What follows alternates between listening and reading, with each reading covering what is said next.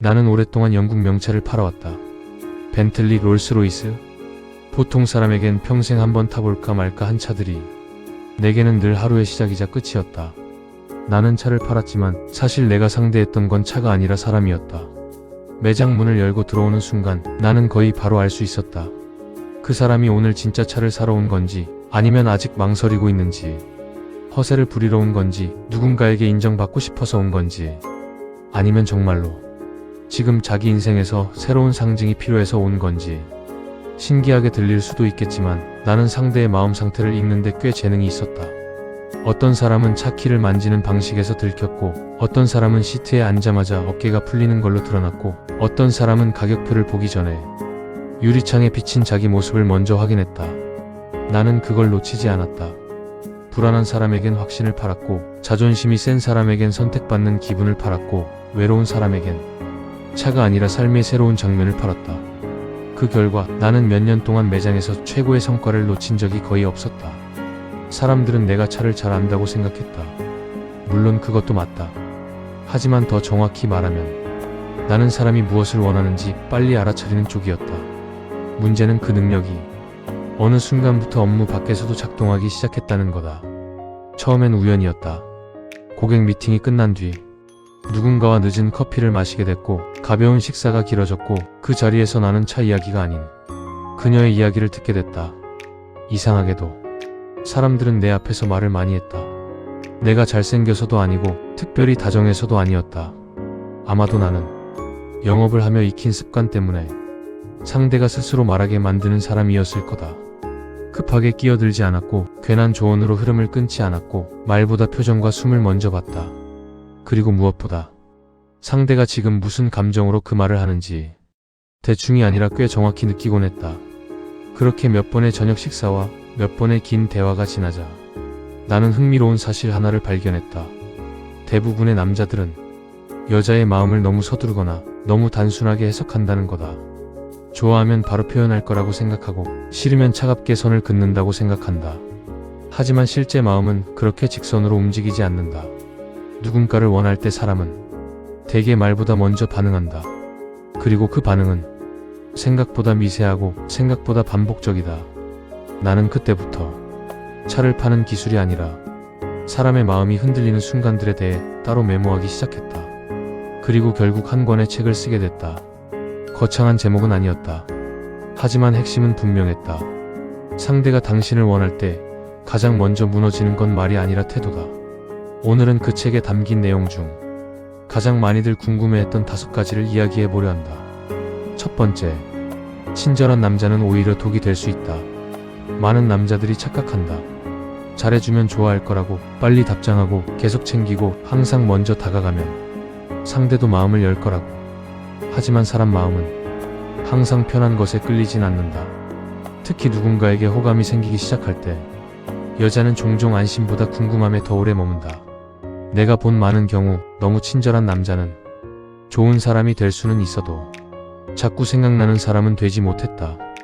오히려 중요한 건 모든 걸 주는 게 아니라 상대가 당신을 조금 더 알고 싶게 만드는 여백이다.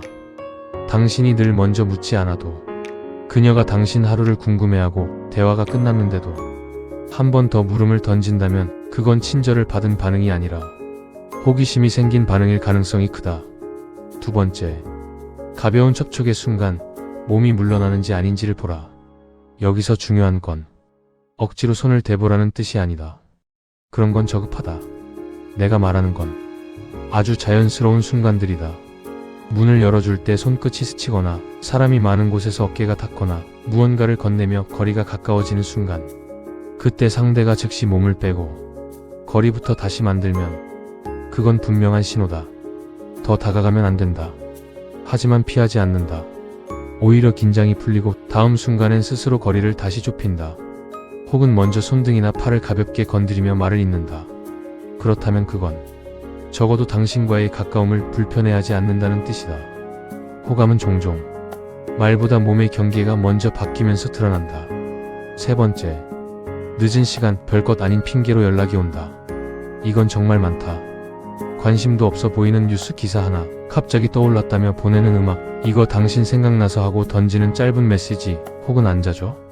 같은 말. 남자들은 이런 걸 너무 가볍게 본다. 하지만 생각해보라. 밤은 사람이 가장 솔직해지는 시간이다. 해야 할 일도 끝났고 낮 동안 눌러놨던 감정이 천천히 올라오는 시간이다. 그 시간에 굳이 당신에게 말을 건다는 건 정보 전달이 목적이 아닐 가능성이 높다. 당신 반응이 궁금한 거다. 당신과 한 번 더 이어지고 싶은 거다. 당신 하루 끝에 자기 흔적을 남기고 싶은 거다. 반복된다면 더욱 그렇다. 네 번째, 당신의 작은 디테일을 기억한다. 사람은 원하지 않는 것에 디테일을 쓰지 않는다. 그녀가 당신 커피 취향을 기억하고 예전에 무심코 한 말을 꺼내고 당신이 힘들어 보였던 날의 표정을 기억하고 심지어 당신 넥타이 색이 바뀐 것까지 본다면 그건 예의 차원이 아니다. 관심은 집중을 낳고 집중은 기억을 만든다. 내가 딜러로 일할 때도 그랬다. 정말 사고 싶은 사람은 차의 문자 감촉까지 기억했다. 그저 구경하는 사람은 색상 정도만 떠올렸다. 마음도 똑같다. 당신에게 마음이 가는 사람은 당신의 큰 장점보다 작은 습관을 더 잘 기억한다. 다섯 번째, 그리고 가장 중요한 것. 정말 원하는 사람 앞에서 여자는 시간과 자리를 만든다. 나는 이게 가장 중요하다고 생각한다. 많은 남자들이 말, 표정, 터치만 보다가 정작 본질을 놓친다. 진짜 호감은 결국 상대가 당신을 자기 삶만으로 얼마나 드리는가에서 드러난다. 바쁜데 시간을 낸다. 굳이 이유를 만들어 만난다. 짧은 대화가 길어지고 한 번의 식사가 다음 약속으로 이어지고 다음에라는 말이 습관이 아니라 실제 일정이 된다. 그리고 더 중요한 건 당신과 있을 때 자기 표정이 바뀐다는 거다. 원하는 사람 앞에서는 아무리 감추려 해도 눈빛이 부드러워지고 대답이 느려지고 헤어질 순간을 자꾸 미룬다. 결국 사람은 원하지 않는 것엔 시간을 쓰지 않는다. 여기까지 들으면 누군가는 이렇게 생각할지 모른다. 그래서 마음을 읽는 남자는 사랑도 쉽게 하냐고. 아니다. 오히려 반대다. 많이 볼수록 알게 된다. 마음은 읽는 것보다 감당하는 게 더 어렵다는 걸, 상대가 흔들리는 걸 안다고 해서 그걸 이용해야 하는 건 아니다. 상대의 반응을 안다고 해서 확신인 척 밀어붙여도 된다는 뜻도 아니다. 내가 책 마지막에 가장 크게 적어둔 문장은 사실 다섯 번째보다 더 중요하다. 신호는 호감의 가능성일 뿐 허락의 완성은 아니다. 그 사람이 당신을 원할 수도 있다. 하지만 그렇기 때문에 더 조심해야 한다. 원하는 순간일수록 사람은 더 쉽게 흔들리고 더 쉽게 상처받는다. 나는 오랫동안 차를 팔며 배웠다. 사람은 자신이 원하는 걸 가질 때보다 원하는 걸 앞에 두고도 존중받을 때 더 깊이 무너진다. 아마 사람 마음도 그럴 것이다.